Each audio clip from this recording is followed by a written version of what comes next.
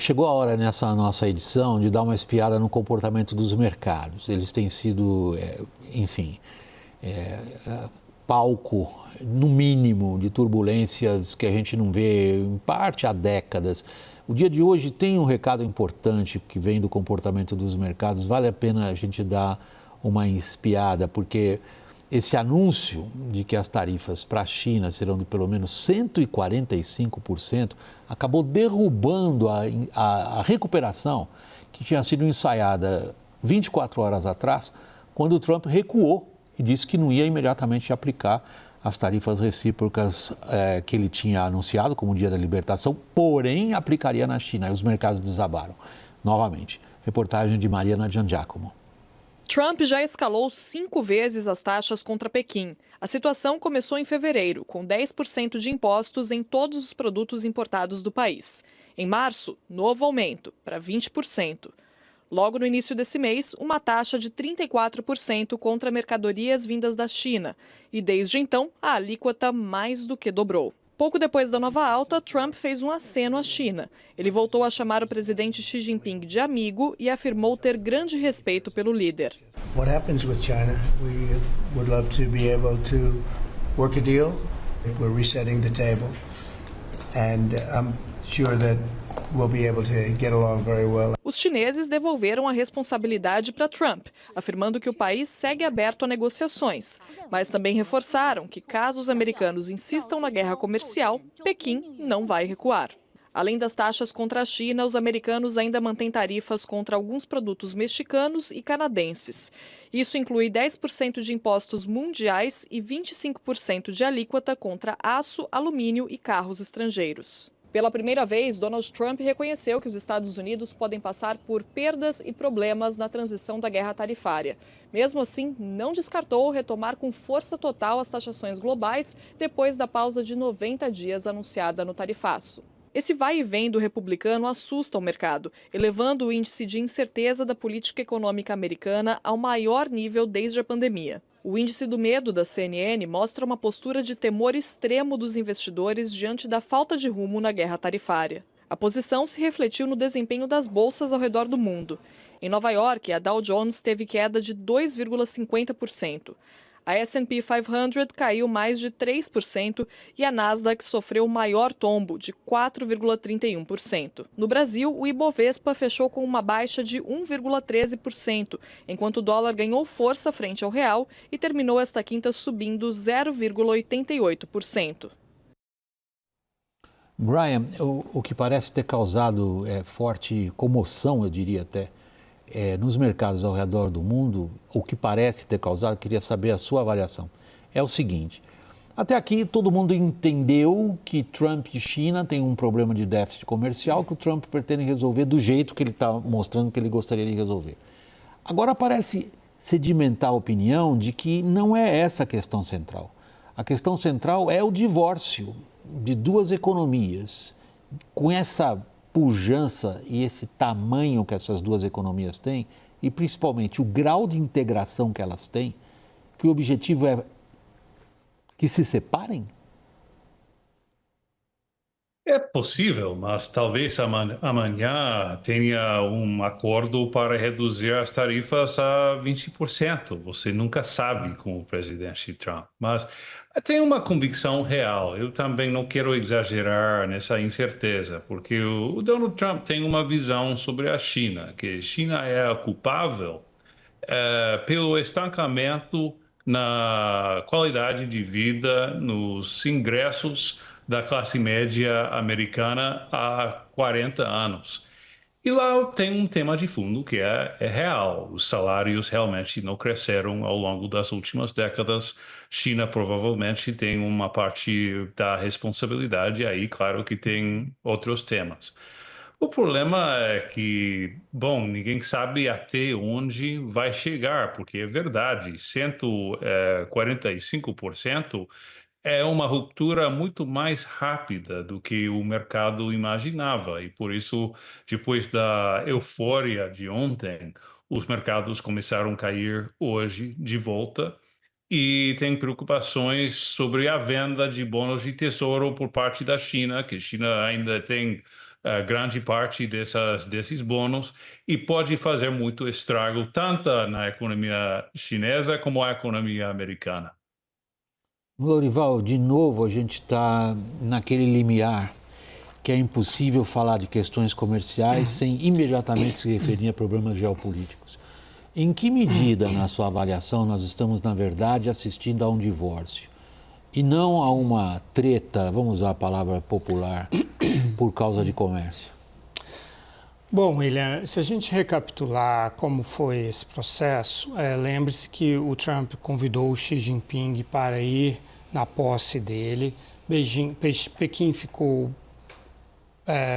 positivamente surpresa com isso, gostou disso, enviou o primeiro-ministro Li Keqiang e depois a prioridade foi contra Canadá e México, tarifas de 25%. A China, ele colocou uma tarifa baixa de 10%. E quando o estado de Ontário retalhou, ele dobrou, demonstrando claramente que ele não aceita retaliação. Então, na minha visão, o Trump está reagindo à retaliação chinesa. Eu acho que não é necessariamente uma questão contra a China neste momento. Acho que não há elementos ainda para dizer isso, tanto que todos os dias ele fala, não, poxa, a China errou, ela não devia ter retaliado. E a mensagem que os funcionários americanos, que o governo americano está passando é a seguinte: não é o momento para declarações agressivas e não é o momento para retaliações. E nesse sentido, o governo americano elogia bastante o pragmatismo do Brasil e, em particular, o Geraldo Alckmin, que já teve, no mínimo, 6 rodadas de negociações com o secretário do Comércio e com o representante do Comércio, né? Talvez mais até do que 6, porque teve encontros também lá numa reunião do Banco Mundial, por exemplo, em Washington. A gente sabe que essa tarifa e esse bloqueio, na verdade, porque depois de 35%, tanto faz, na verdade. Passa a ser uma coisa política. Passa a ser um embargo. Né? A reação do mercado foi assim, então não está indo na direção de uma desescalada. Só por isso que o mercado reage. Não é porque o mercado acha que faz diferença 100 ou 145 ou 125. Exatamente. Isso aí para o mercado é irrelevante. Como é que você interpreta a reação no mercado, Thaís? William, o mercado está antecipando e como tem que tomar decisão todos os dias, a decisão é quanto está custando o risco. Que risco? O primeiro risco era da escalada das tarifas. Quanto vai escalar? O segundo risco era quanto tem de personalidade do Trump,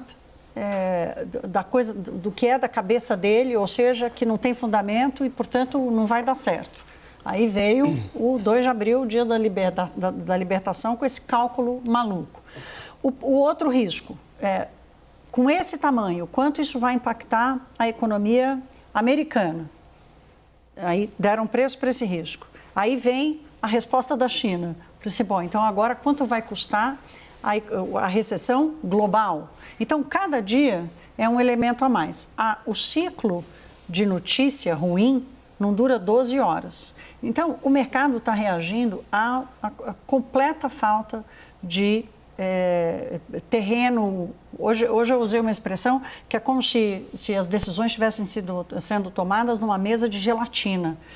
Mesa de gelatina? Numa mesa de gelatina. Se o clima esquentar, vai tudo por água abaixo. E, ao mesmo tempo, você não tem segurança nenhuma do que você está tomando. Só que, diferentemente de empresas, o mercado tem que tomar decisão e se posicionar com preço todos os dias. Então, e é por isso que a gente está vendo a escalada que está vendo.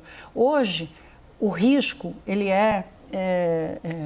vamos dizer assim, está múltiplo. É risco de recessão, nos Estados Unidos, risco de recessão internacional, risco de uma escalada do que hoje é uma crise comercial para uma crise financeira, para uma crise monetária e, por fim, uma crise militar, como você colocou aqui no começo do jornal.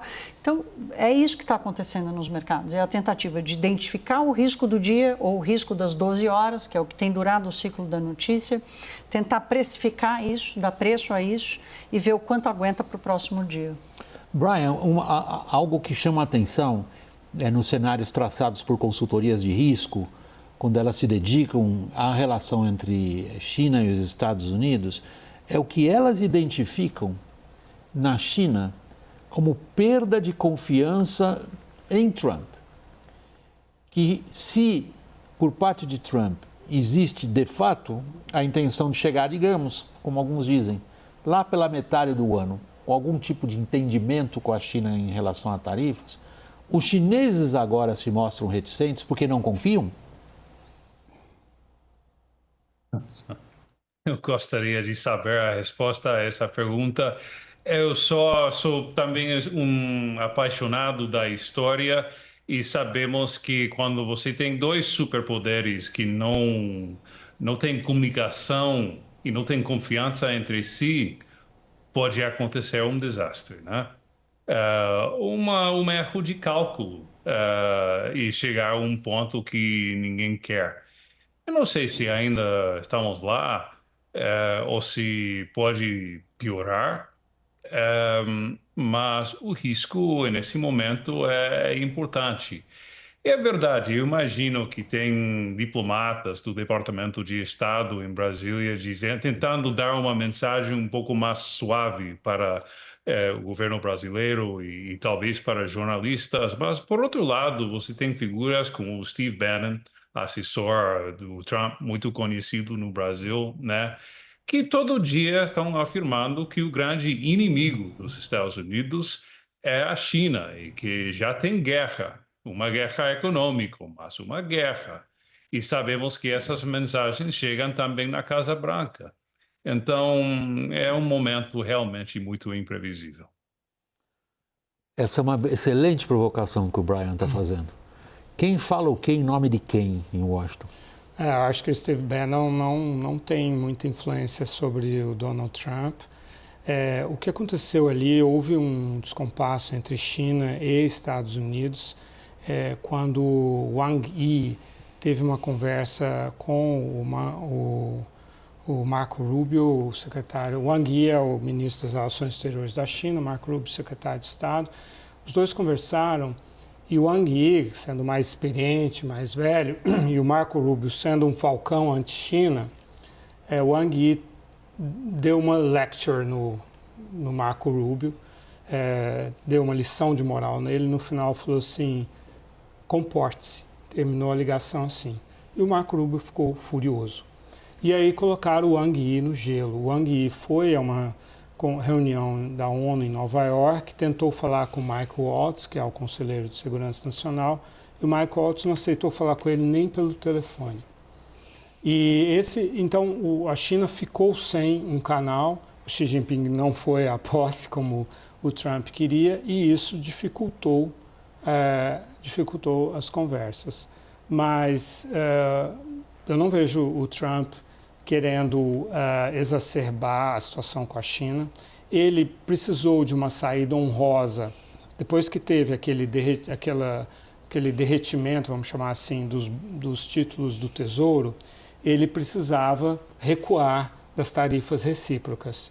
E aí, assim como ele fez com a pandemia, quando veio a pandemia, que ele estava com uma ótima relação com a China, tinha feito um acordo de 200 bilhões de dólares de importações, ele culpou a China pela pandemia, porque isso é fácil nos Estados Unidos, é uma forma fácil de você conquistar a aderência da população que tem um sentimento de hostilidade natural contra a China e até de racismo contra a China. Ele, de novo, falou, bom, então eu vou ter que recuar das tarifas recíprocas, pelo menos eu vou focar na China.